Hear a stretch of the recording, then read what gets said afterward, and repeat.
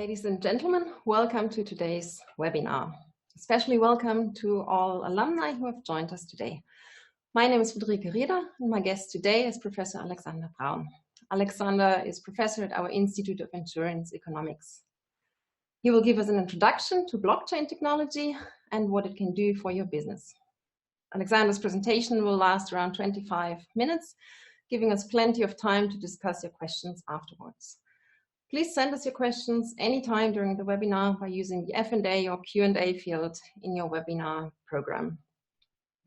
We will record the session and send you the link to the presentation and also to the slides next week. Now I would like to welcome Alexander. Alex, thank you for being here today. I appreciate that. I wish you an insightful lunch break, and Alex, the floor is yours. Thank you, Friederike, for the introduction, and welcome from my side as well. It's a great pleasure for me to discuss blockchain technology with you over your lunch break. And the goals that we pursue with this webinar are twofold. One is we would like to introduce you to the basics of the technology so that if you have a specific business case or application or business model, you can know what the technology will be able to do and what it won't be able to do. And the second goal is to highlight promising future applications and fields of applications for this type of technology. Having said that, without further ado, I would like to start the presentation. Okay, so I hope everyone can see this. We would like to start with the first poll in which you could answer these two questions. One is, how experienced are you with regard to blockchain technology? And what potential do you attribute to the technology in the future? All right, so wait for the answers to come in. Oh, wow. Okay, so that's a clear vote. So we have right now between 70 and 80% of beginners. We've got some advanced users, so some people who have lost or gained money in the crypto bubble. And we have very few experts. And with regard to potential, there is a high percentage, 70% are saying that there are promising use cases. So I hope that I can confirm your opinion, that I can live up to your expectations with the examples that we will discuss throughout the seminar. So very interesting results for a start. And I guess, yeah, let's begin with the basics. And we academics always like to put a definition up front. That's very useful.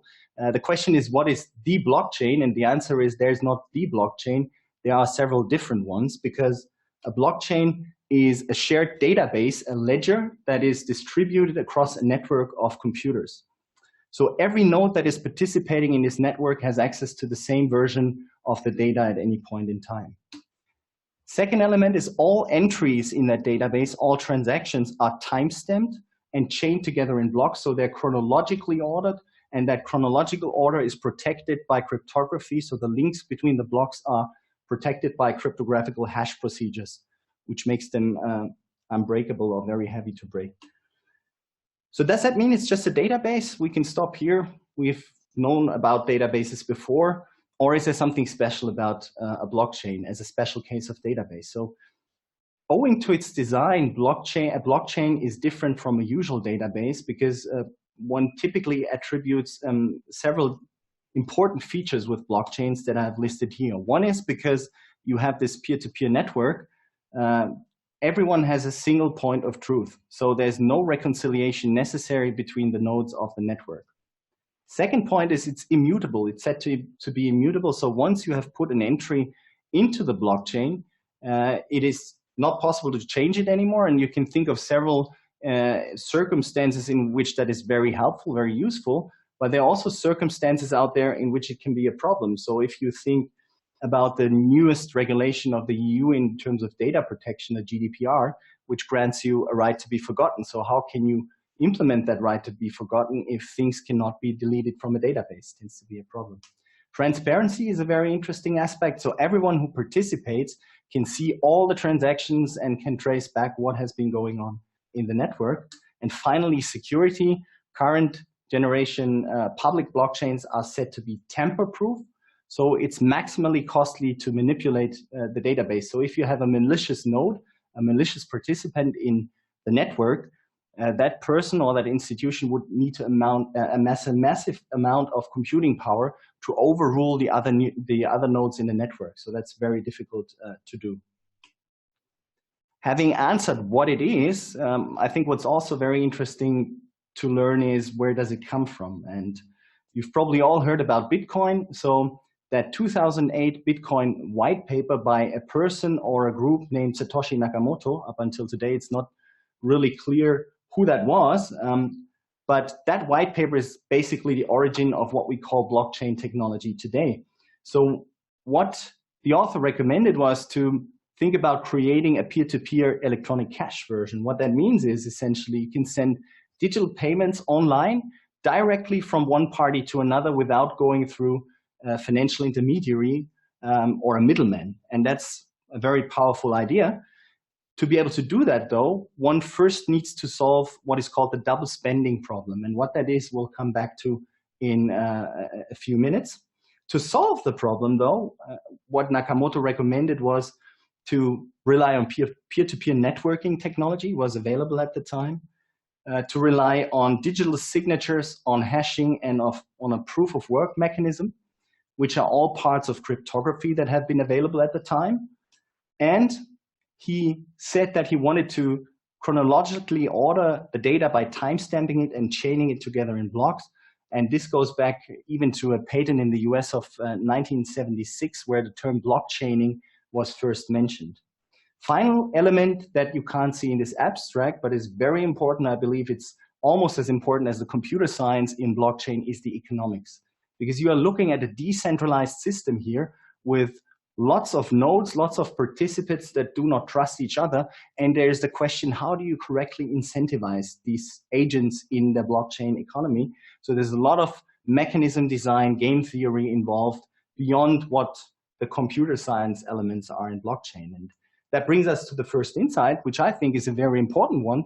Blockchain technology is not a completely new technology. It's essentially, it's a smart recombination of existing insights from different fields.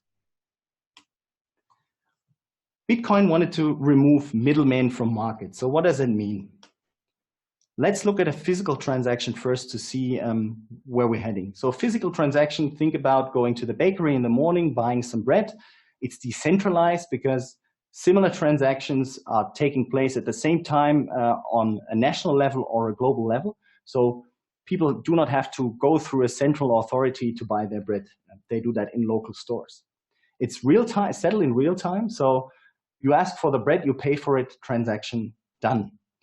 And it works because we trust in paper money. So when you pay with your 10 Swiss franc note, the baker is actually prepared to accept that banknote because he knows that the Swiss National Bank, as a trustworthy institution, and the whole power of the Swiss economy are standing behind it.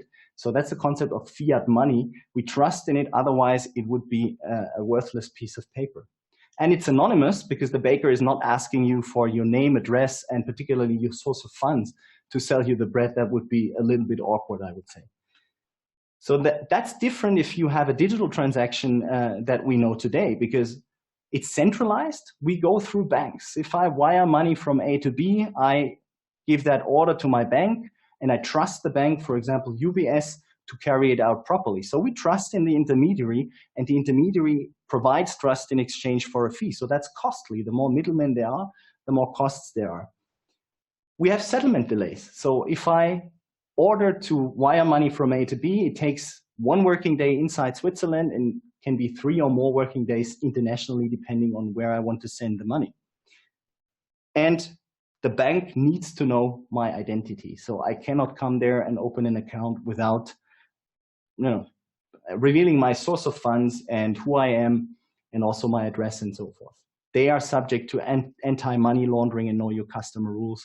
There is no anonymity in bank transactions. That's different in a blockchain world. So all of a sudden, we're in the digital world back to a peer-to-peer setup where value can be transferred from A to B directly without a middleman. It's settled in real time, so typical transactions take just a few minutes to be completed, and that on a global scale. So no matter whether you want to send it to Australia or to any other place, it's completed very quickly. And the trust is a particularly interesting element. So all of a sudden, there's no trusted intermediary, but we have trust in the cryptography, but the nodes in the network do not trust each other. That's a very key aspect. So we can form a network of nodes who do not know each other, do not trust each other, but can come to a consensus. So trust is replaced by a consensus about what is a valid transaction and what is the current state of the ledger. That is achieved via the cryptography in blockchain systems. And it's pseudonymous because I hide behind a hash key or an address, and people cannot see my name and my real life address.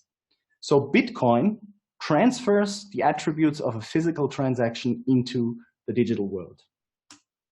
Second thing is it solves the double spending problem. What is the actual problem? Well, it's very simply explained. If you look at digital objects that we know today, most of them cannot hold value because they are not scarce. So you can take a picture with your smartphone and you can send it to 100 people at the same time, or even 1,000 people. You can copy it as often as you want, and something like that cannot hold value per se. So how do you solve that? It's very simple. You create a public ledger that everyone can see, that everyone can turn to verify the validity of transactions. So think of a transaction: party A sends money to party B.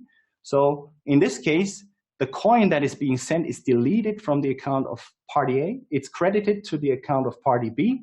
And essentially everyone can check what has happened. So if party A was so smart and tried to offer that coin or send that coin to a second person, that second party could easily check whether the coin is still in the account of party A or not. And if it's not there, it cannot be spent again.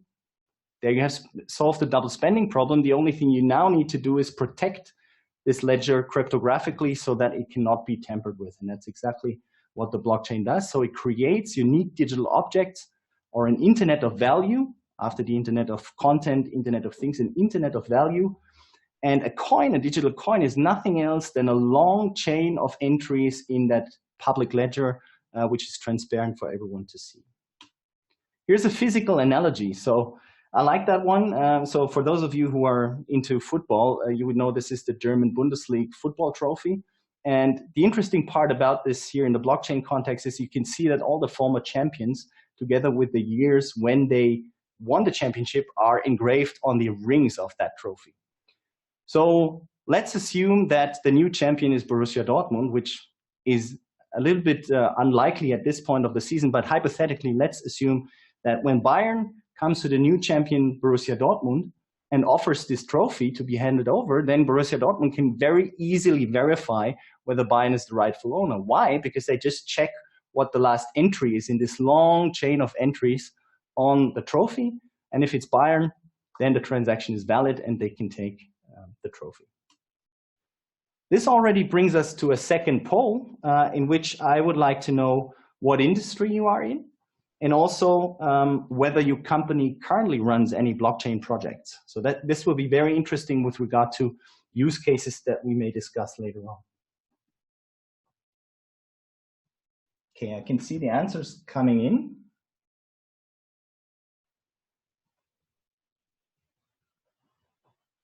Okay, so there are a lot of people from the financial industry, which is not astonishing because based on what we just discussed, you can clearly see that this could have an impact on the way we transfer value. So a lot of people, 25%, 1/4 is from the financial industry. We have some people from trade and retail, health, 10%, that's very interesting. There are several promising applications there. Utilities, so energy is also very interesting. Maybe we have time in the Q&A to discuss. So it seems to be very nicely spread across many industries, which I think shows also that there's interest. And I hope that we can, also show that this interest is mirrored in the potential use cases of the technology. And does your company currently run any projects? 60% say no, 13% don't know, and only 27%, so less than a third, say yes. And that's also typical for the current state of the technology. We are in exploration, experimental stage, and many useful applications will probably pop up throughout the next years. All right, so let's head into the second part of the presentation. What we have discussed so far is what Bitcoin does. And it comes down to transferring value directly from A to B in a digital world. But if you think about it, many transactions in today's world are more complex than just transferring value from A to B, because often you have conditions attached. Think about, a supply chain setup where a parcel or a part has to be delivered before a payment is made. Or insurance, it's a very good example here that, insurance companies only pay if a claim is given. So there's a clear condition that the insured person needs to suffer a loss and needs to file a claim before a payment is made. So we have a second generation of blockchains pioneered by Ethereum. Ethereum is a platform for decentralized applications, and that allows you to program smart contracts or pieces of code into the blockchain and execute them there. And that allows for more complex transactions to be executed. If then else instructions. So if you have a claim, then send money to the insured person. And this is a very interesting further development, enabling us to conduct contractual agreements in a blockchain world all the way to a very complex setting of a decentralized autonomous organization. So what that means is essentially you break down the value chain of whole companies or whole industries into its parts, and each step in that value chain is provided by a specialized party, and they come together via a blockchain. They are orchestrated via a blockchain system, a peer-to-peer network, and no longer have to be coordinated in the classical hierarchy. It goes back to economic theory saying that the firm is essentially a nexus of contracts. And if you can essentially build that nexus of contracts in a blockchain system, in theory, you don't need the company anymore. So very interesting sort of potential future application here. And that brings us to the end of the public blockchain part. I would like to briefly critically reflect on what we've seen. So public blockchains provide the possibility to decentralize and therefore to disintermediate. And this is a very, very powerful aspect if you think about it, because our world is full of intermediaries. So we have banks, insurance companies, brokers, exchanges, and even the most powerful platform business models that your Ubers and your Airbnbs out there, they are intermediaries because they put themselves in between the provider of a service or a product and the consumer of a service or a product. So for these business models, there's no room in a blockchain economy because everything is conducted peer-to-peer. That's why they call it a disruptive technology. So it's really disruptive because these business models are not foreseen in a blockchain economy. You have unique digital assets. We've seen that with Bitcoin and other coins, and you have automated transactions through smart contracts. On the downside, however, you can clearly say that the current blockchains have problems with energy consumption. Looking at Bitcoin, for example, which last year at some stage was consuming the same amount of energy as Austria. Austria is a beautiful country with a lot of good things going on, and Bitcoin is just using that energy for computational problems that do not add real value to the world. So that's an issue, and that is connected to the problem of speed and scalability. The Bitcoin blockchain can right now just handle 3 transactions per second, whereas centralized concepts such as Visa can handle 3,000 transactions per second. So it's very difficult to use these in a high throughput environment. You have technological risks. The cryptography that protects the blockchains is based on current standards, but if you had a sudden jump in computing power, for example, through the invention of a quantum computer, then this cryptography would not be up to the challenge to protect these blockchains against this massive computing power anymore. And you have operational risks. That is very important. You are now in a decentralized world. So there is no police, there is no lost and found, and there are no other parties like hotlines that you can call if you forgot your login details for your account or your private key, as you say in the blockchain world, then it's gone. So you can never access your account anymore. There's no one you can call. Same thing if the private key gets stolen of you. There's no police you can call. So it's up to you to protect yourself in this world currently against operational risks. And that tends to be challenging if you're not an IT expert. So the shortcomings of this first and second generation of public blockchains still limit the applicability in certain areas, which is why the development of enterprise-grade so-called permissioned blockchains has, gained a lot of traction throughout the last years. And I've put on the slide here Hyperledger, which is a particularly famous project by the Linux Foundation, together with a lot of famous companies as partners.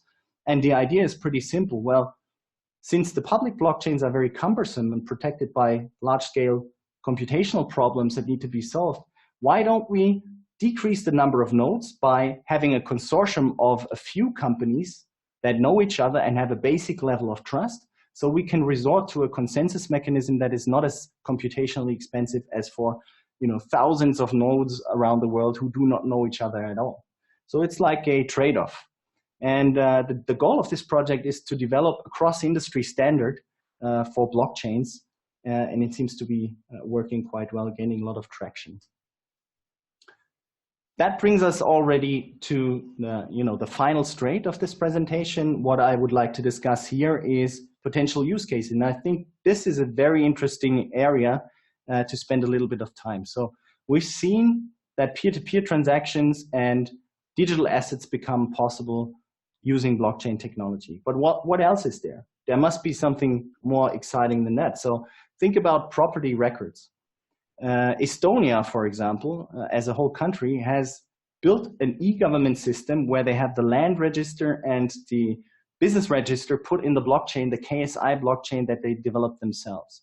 So all of a sudden, you can, have real estate change hands very efficiently. And that's not necessarily good news for notaries because their services will not be in a high demand in such an environment, but it's a very interesting and promising application. Provenance tracking in supply chain is a huge topic. So you can now track the source of origin of a good, and you can basically track the whole process when and where it changed hands up until the last owner.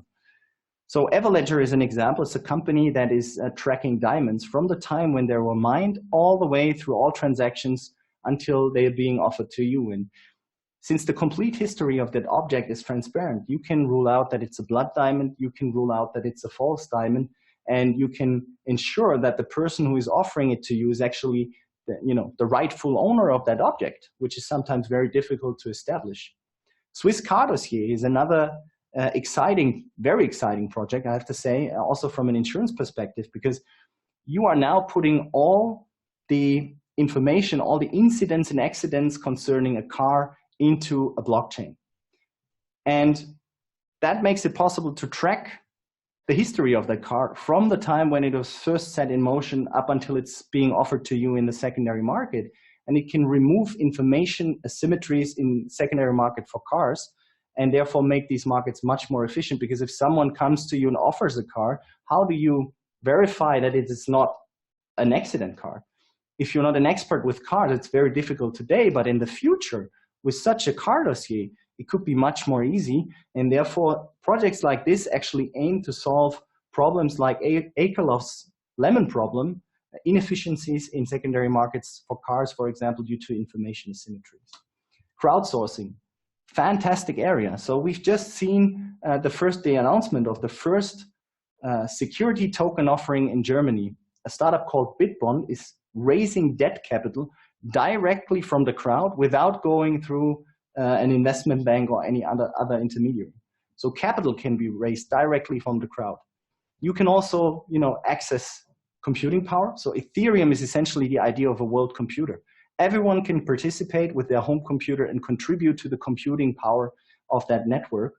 Or you source storage space. So Storage is a project which is currently trying to build a decentralized cloud. So the idea of not having a server room where all the data is stored and that belongs to a company, but it's decentralized.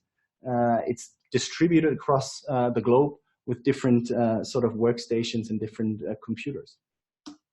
And finally, digital identity. So Blockchain Helix, for example, is a company that is trying to put the information that concerns your identity in a blockchain. And the idea is clear. It's giving power about your data or power over your data back to you as a consumer. And essentially, it's adversarial to these data collector business models that we see a lot today, which take your data and make a profit out of it. So in the future, if someone wants to access some of your data, they would need to pay you directly. Other example in this area is quite new, is the Brave browser, a browser that protects you against any advertisements in the internet, no pop-ups, no commercials, nothing. And you can decide whether you want to admit a specific topic in terms of commercials or advertisements. And that means that whoever wants to show these to you needs to pay you directly. So they don't pay any, intermediary who has collected your data for that. To sum up, I think distributed ledger technology, or DLT, or blockchain exhibits a substantial potential in various fields, and it's an exciting time. We will see which projects get more traction in the future, and what the state of this economy will be in, let's say, 5 years down the line. So thank you very much. This was the presentation part, and I'm looking forward to this discussion with you.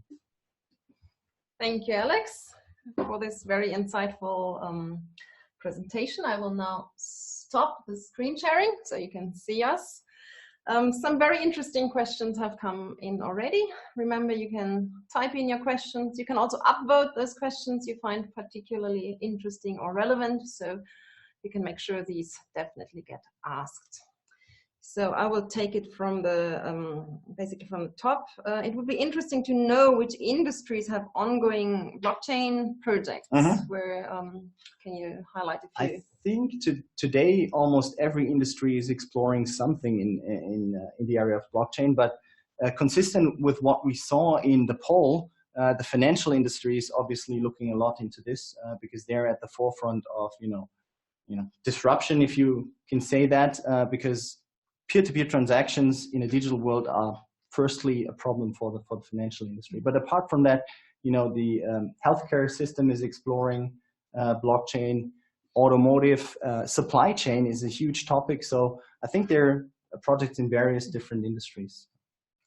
A very burning question. What sources do you recommend to deepen our knowledge and keep us up to date with developments? I think we have a few recommendations. Yeah, that's a very good question. So I would recommend, first of all, to turn to the original white papers. Might sound strange, but they're a very good read. So essentially, the Nakamoto paper is not written in a way that it's totally inaccessible. So I would give it a try. I think it's very insightful to look at that paper. And apart from that, we will include a reader afterwards, I would say, where I can list a lot of good sources. There's a researcher at MIT called Christian Catalini, and he has a lot of a collection of papers and videos about blockchain, which I think will be very interesting for the participants to read. So watch out for the follow-up email next week. Can you address the problems of blockchain applications at scale a bit? Yeah, so the problem actually comes from this fact that you need to reach consensus in the network. And the way this is currently done is called proof of work. So the computer protocol gives a calculation problem to the people in the network, and then they rush for the solution. And whoever is first in calculating solution is the one who gets reading access to the blockchain. And obviously that's probabilistic, so it changes every round. And the problem is, to run this computing problem, you need huge computing power. So you have hangars and storage rooms full of computers, and they use a lot of computing power, which makes it very cumbersome. So if you change the consensus mechanism, the scalability problem could be addressed, but that could come with other potential downsides. Thank you. Is it essential that states act as trusted intermediators for transactions or networks? Well, that would mean you go back to a centralized version, right? So, and I think one key takeaway for us today is probably that if you think about blockchain, you should try and adopt this decentralization paradigm. I think that's very important because it only adds value when you really have a decentralized setup. So if you want a trusted party like the government to step in and re-centralize, then it might not be an ideal case for a blockchain technology, unless you think in a consortial setup. So if the Estonian way, for example, the government has developed the technology, but it's being used in a network of different parties across government and across industries to store data in the blockchain.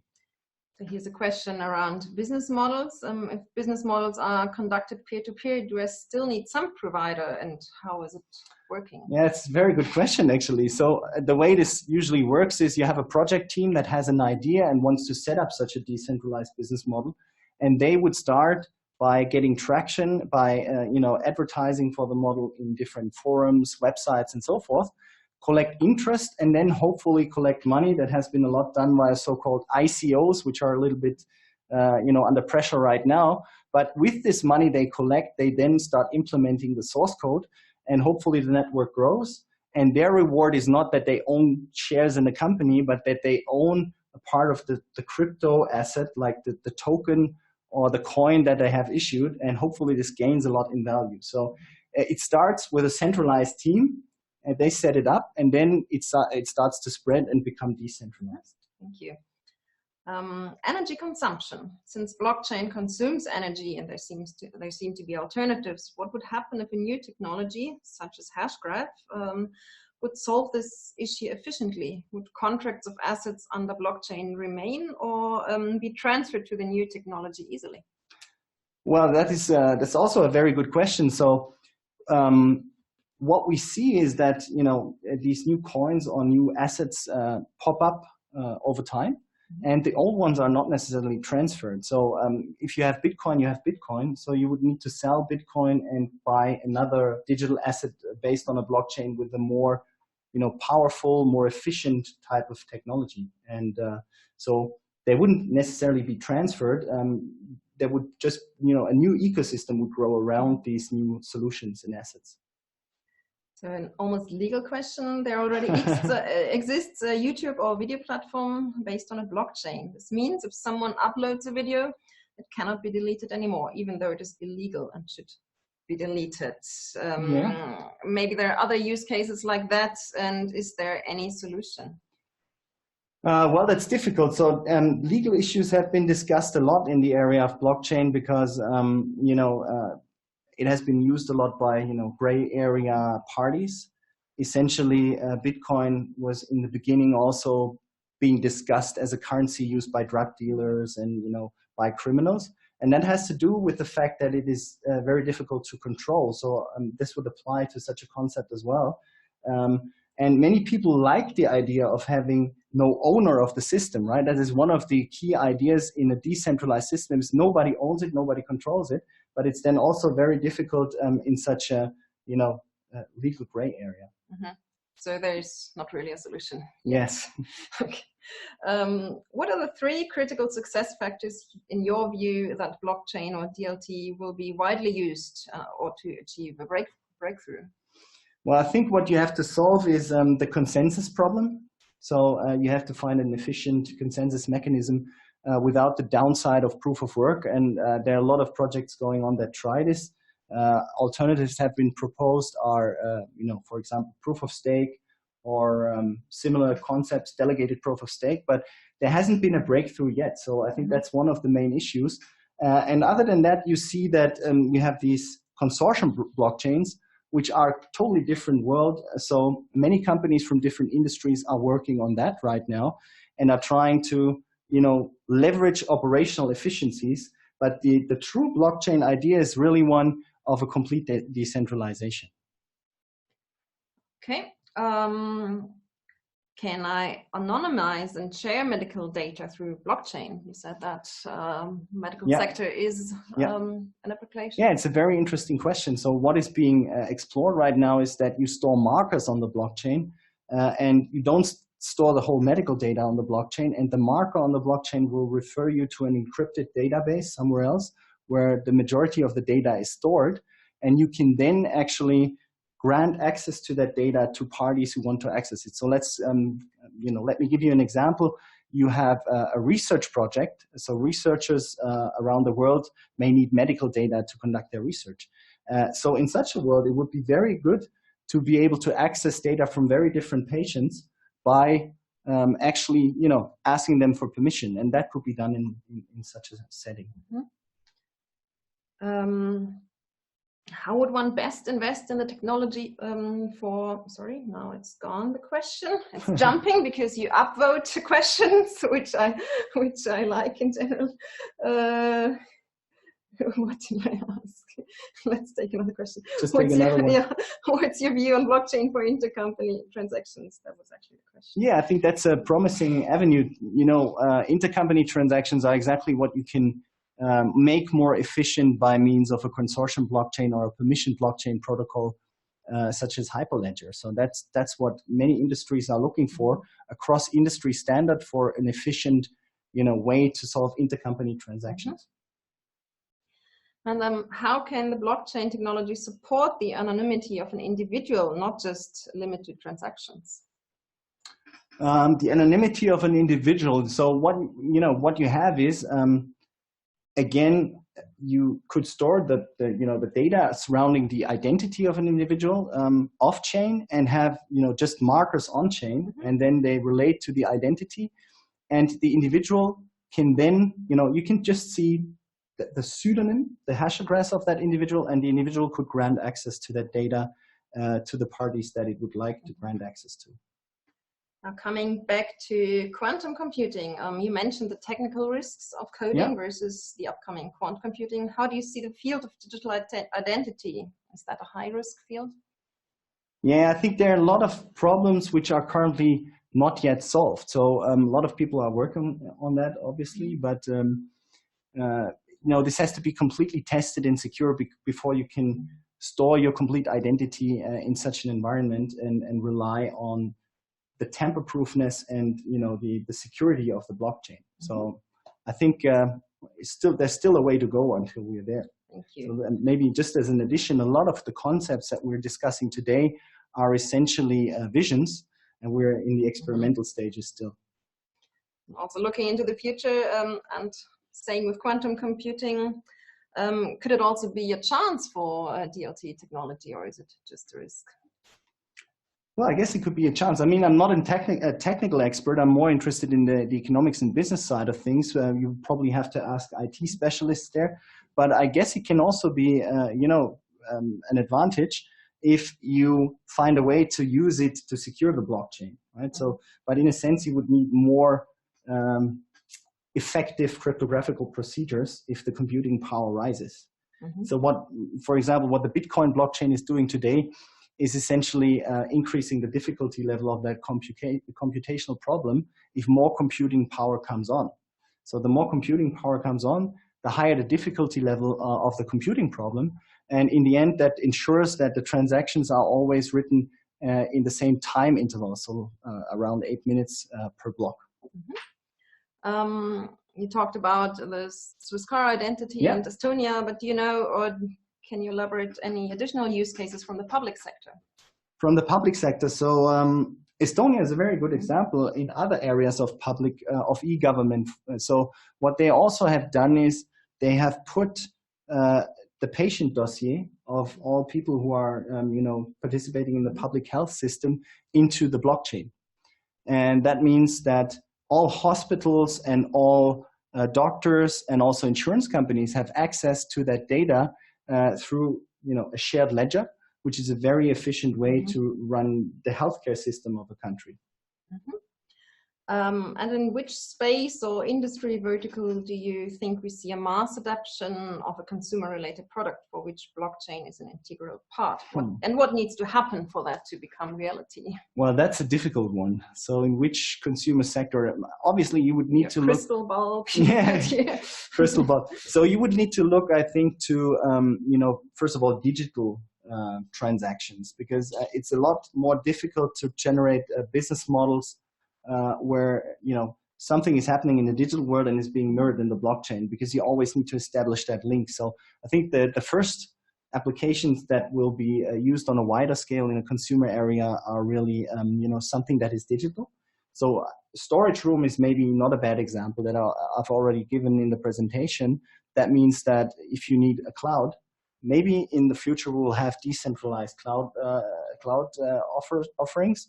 Or what you could also think is a network of artists. I think that's being explored already, is a network of artists like musicians that can peer-to-peer give their pieces of work to other parties without having, a record company or someone sitting in the middle and trying to make the middleman and facilitate the transactions. Thanks. What do you need to study to create a blockchain? Oh, well, yeah, computer science, definitely. So computer science would help. And, current generation public chains work with something called Solidity. So if you want to start programming your smart contracts, you would need to learn Solidity as a programming language. Thank you. Let's see how many of our participants pick that up. I guess there are good seminars out there yes. to do that. How far does operational risk discourage the use of technology in the future? Are there any solutions or suggestions in the way to address this? I think it's actually a very good question, because operational risks are a key problem to mass adoption, in my opinion. And I've tried a lot of things in the blockchain space as far as I could do it as a non-technical person. And I think, operational risks are a huge issue, because you sit there in front of your wallet and you have just carried out a transaction of Ether worth, let's say 2,000 Swiss francs. And the transaction just doesn't show up in the blockchain explorer. It doesn't show up in the other wallet. And you sit there and you have nightmares and you wake up at night and you wait and you wait. And then I don't know what was the problem. Network was congested, took very long time. And then, you feel like, wow, there's no one I can actually call. So it's a real problem. You need to, it's like, you need like a driving license to participate in this world, because hackers are now everywhere.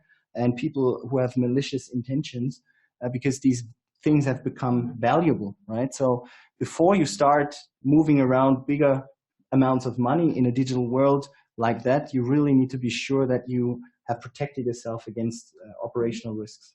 Thank you. Can you shed some more light on how the provenance tracking actually works? Like, how would you link, for example, a diamond to a token and make sure this is not manipulated? That's a cool example. So I like that one. So what Everledger does is they found out, so there are various ways you can do it, but they found out that a diamond is actually unique in its shape. It's like a fingerprint. So each diamond is unique. And if you can 3D scan the diamond, you can uniquely identify the diamond, and you could put this data in the blockchain as a token. And then whenever the diamond changes hands in the real world, the token would change, the account or the wallet in the blockchain and moves sort of through the chain or through the ledger. And that's a very interesting way. So what you need in general is a way to uniquely identify the physical object as well. So it's not just the digital object; it needs to be, unique. You need to be able to uniquely identify the the physical object as well. And then they are linked together, because the identity of the physical object is stored in the chain. You have the link, and then you can transact them together. Thank you. We have time for maybe 2 more questions. There are very many still unanswered. Like there are a lot of questions, yeah. You can help me if you upvote those you really want answered. I will, but many questions really evolve around the right to be forgotten. Is there any way to manage that, or is it just not possible? That's also a central discussion right now, because many business models obviously stand and fall with that possibility. If you can't grant the right to be forgotten, it's not legal under the GDPR. So what is being discussed is you need to clearly think about what you store on-chain and off-chain.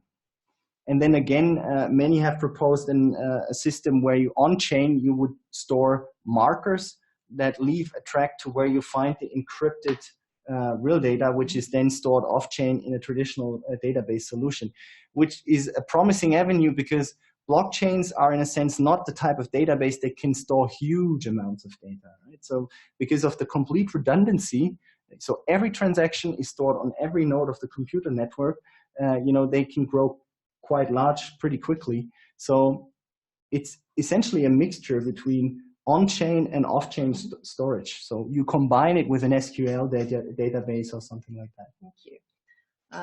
One more question about industries. Are you aware of any application that are already on the market for the legal industry, for example, smart contract builder and so on? Not directly of a specific application. So I have to admit, I haven't looked into the legal industry, but you can quickly think of, you know, interesting avenues to explore there as well. One is, you know, smart contracts are called smart contracts, but they are neither smart nor contracts. That's something people say all the time.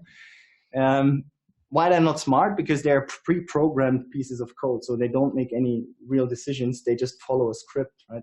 And they're also not contracts because they're not legally enforceable in front of a court, because they're computer code, right? So a judge cannot read computer code, and usually lawyers cannot read computer code as well.